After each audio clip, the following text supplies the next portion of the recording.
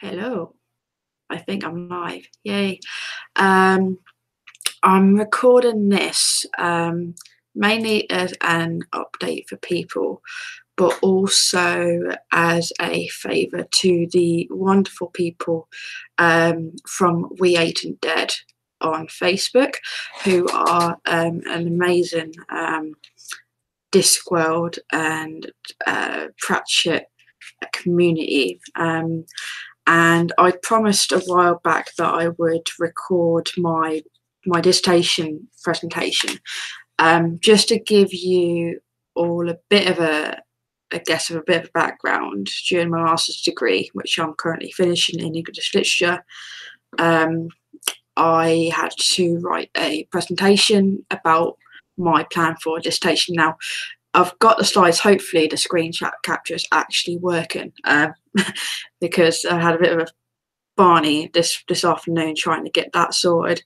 But as I'll progress through the presentation, I'll also give an idea about how it's actually developed since then, because we found that it's very much a living project for an MA and certainly for a PhD, which is what I would like to do afterwards. But yeah, here we go. I mean, first of all, the title, if you can see it, is how does Pratchett reflect or subvert historical literary representations of the witch in Discworld? That's a bit of a long-winded term, so it's very much about kind of subversion of the witch archetype now. And moving on to sort of the project outline, if you can see it. If not, well, we'll just have to go with that, I guess. But we shall see. Apparently my PowerPoint just does not want to actually present. Oh well, I'll see if I can get this uploaded anyway.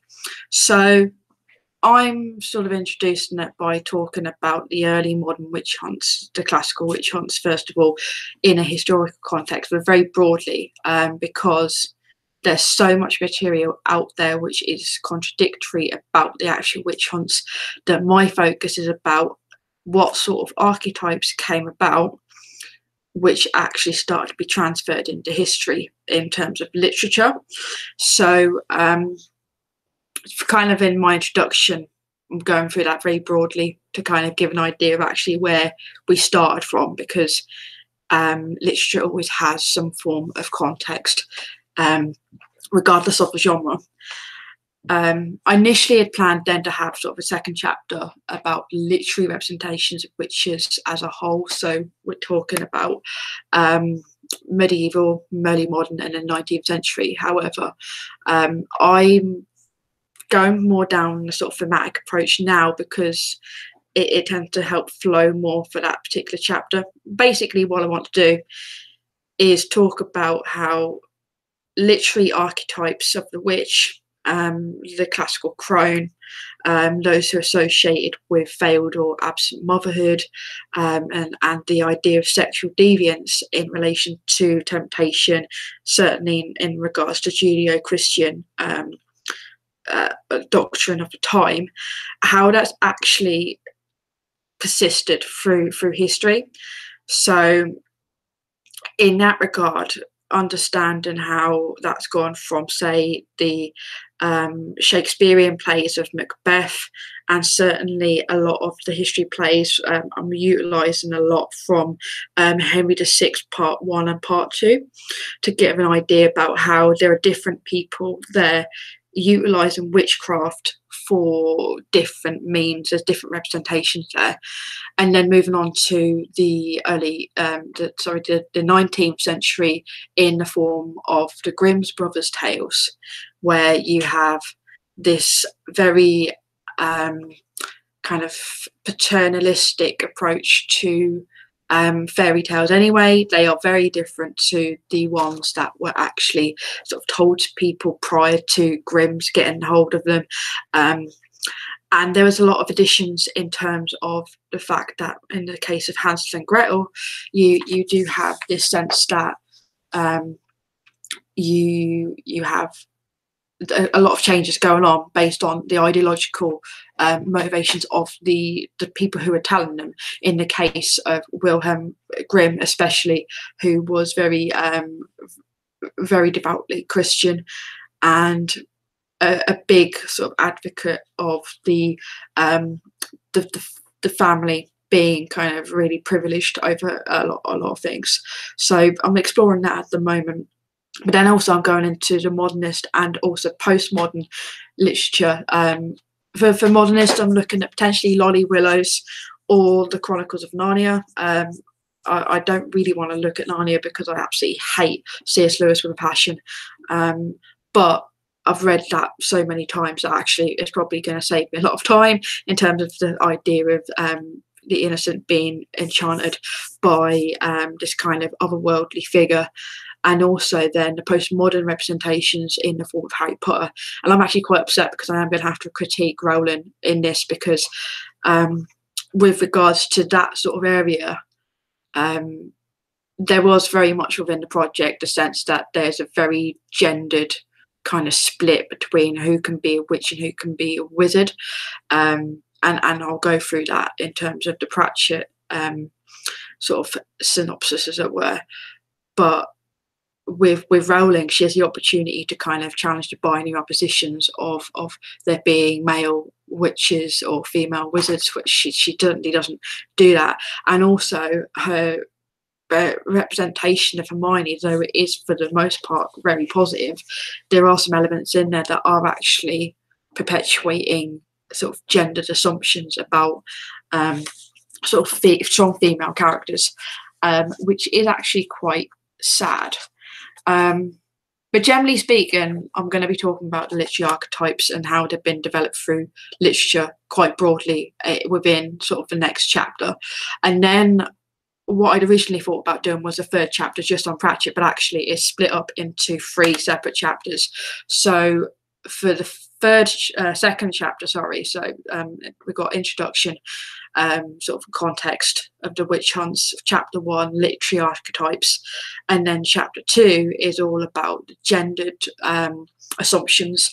So with that one, I thought it'd be really good to look at Escarina Smith and Geoffrey Swivel in terms of the equal rights and the Shepherd's Crown, because I think Pratchett's quite an interesting author in terms of the fact that he was able to start raising questions about binary oppositions in terms of gender or distinct gender roles and the way that they're constructed, actually before we getting into the times where people were really starting to question that, especially when Equal Rights was published in the 1980s, before people like Judith Butler came along and started talking about things like gender performativity and the idea that, you know, gender is actually very much constructed, what she calls a stylized repetition of acts.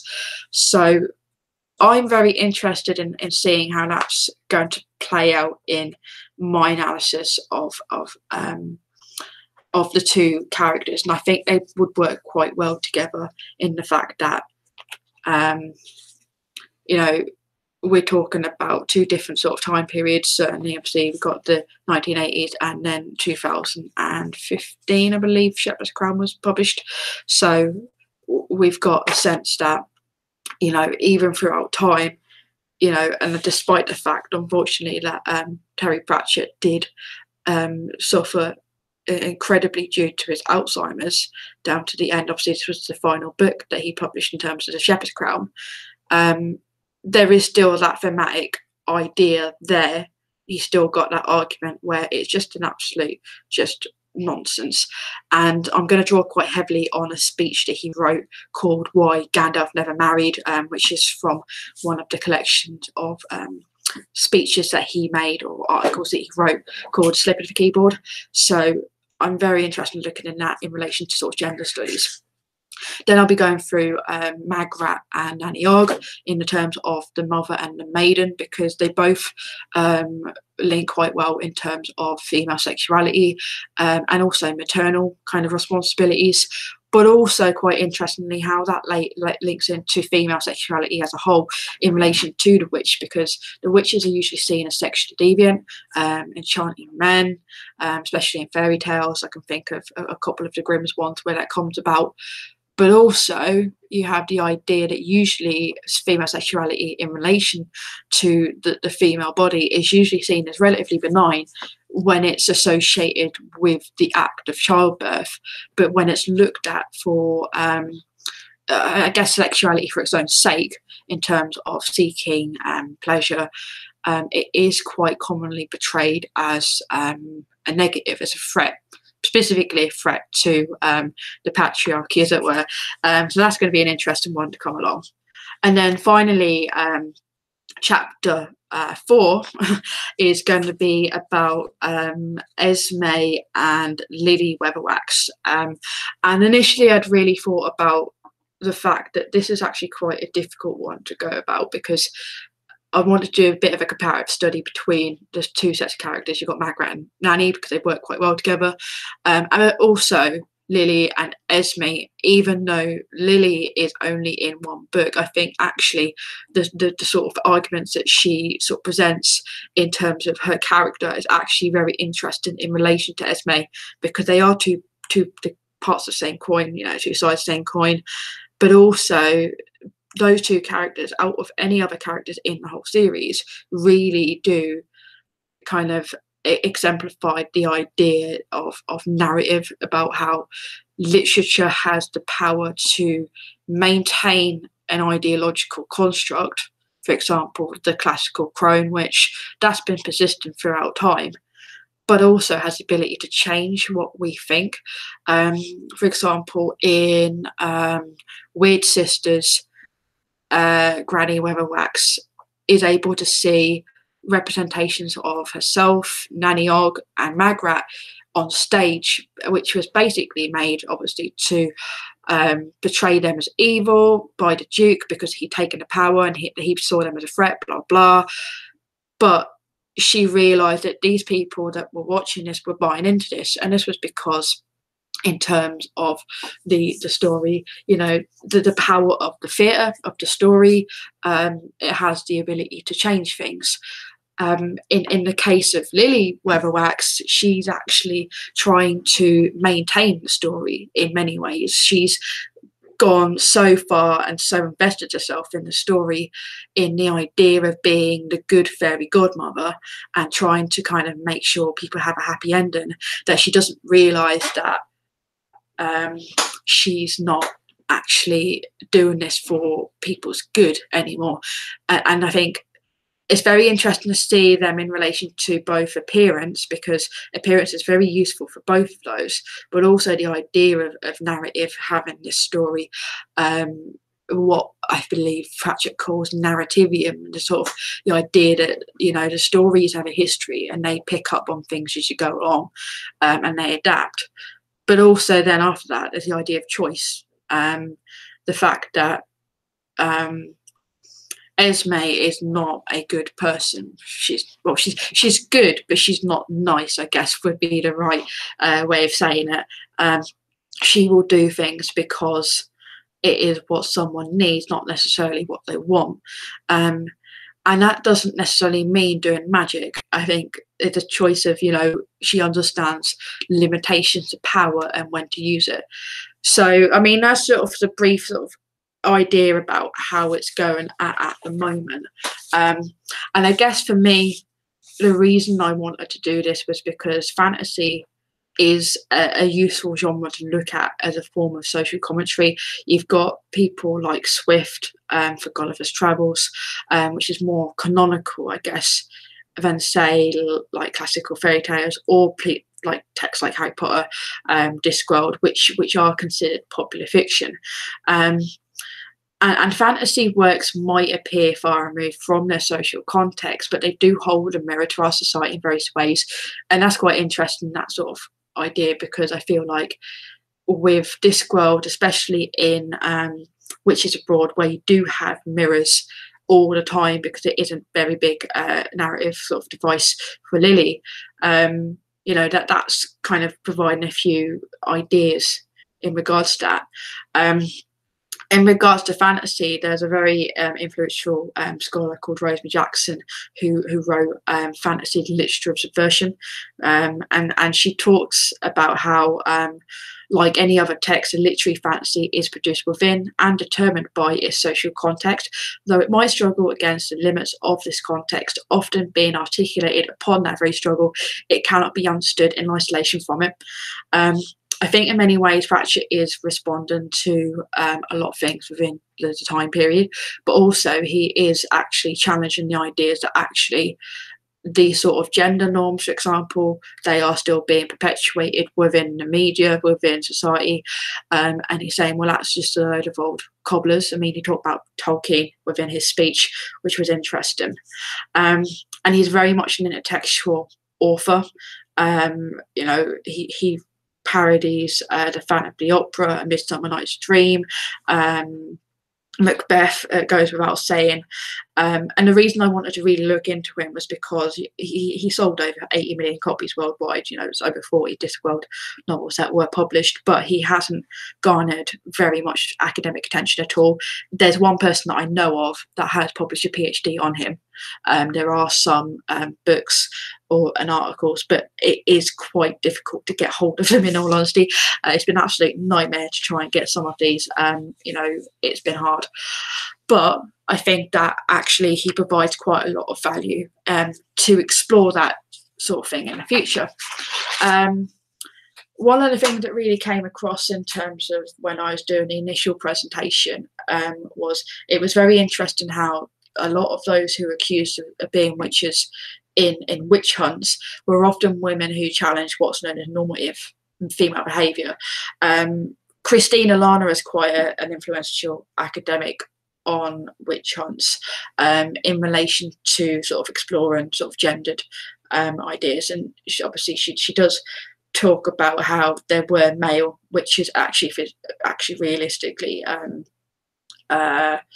they were accused, they were persecuted. On the whole, most witch hunt victims were actually female, but it's quite interesting how it has developed into someone who is female, and obviously that is sort of perpetuated even today.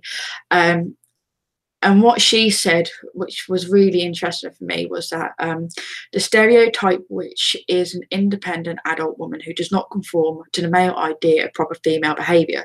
She is assertive. She does not require or give love, though she may enchant.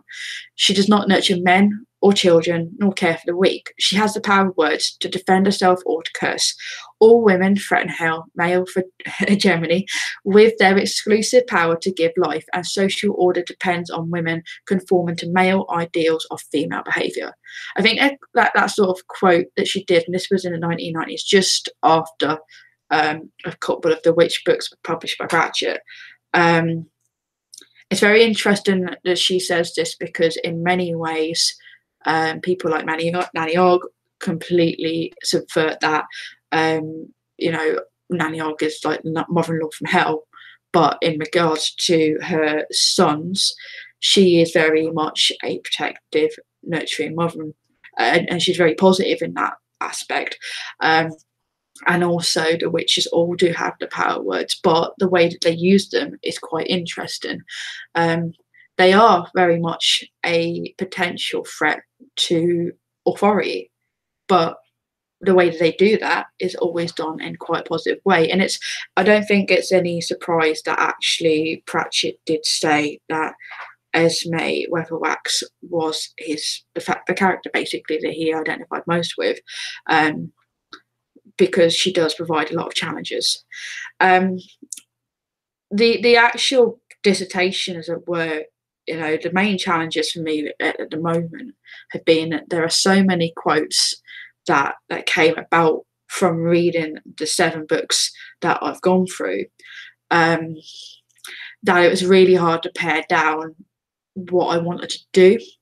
So it's mainly been a case of getting about 6,000 words of quotes per chapter at the moment, and then working out how I'm actually going to make these relevant, because for the most part there's probably going to be about 3,000 words that can get cut straight out, or paraphrased, obviously, as long as they're referenced properly. But yeah, it's been a bit of an experience, to say the least, in terms of writing out the dissertation. I think for anyone who is considered postgraduate study, was thinking about it, I would probably always say that it's probably worth thinking about, understanding that it's quite a lonely process. You kind of have to really rely on yourself and be really sort of disciplined in regards to that. But also, I think at the same time, not being afraid to take the initiative and ask for help. I think I've been very lucky to have quite a lot of distance learners. I'm campus led, so I'm not actually learning by distance learning, but there are quite a few people that I know on that side that I've been able to talk to, and share ideas with, and that's always very useful to do, because I think you kind of do start to feel very isolated. And I think, especially if I was thinking about doing a PhD, it's something that I'd have to sort of take from there as well. So yeah, I will be very happy to send the PowerPoint to people to have a read of, to see the actual sort of slides, as it were. But I thought I'd kind of get it down into words to give an idea about the ideas that I have at the moment, and then see what happens from there. So thank you very much for listening to me waffle on. I'm going to be hopefully posting some updates in the future, about what to do with the channel, things like that, and that hopefully won't take the next year or so. So thank you.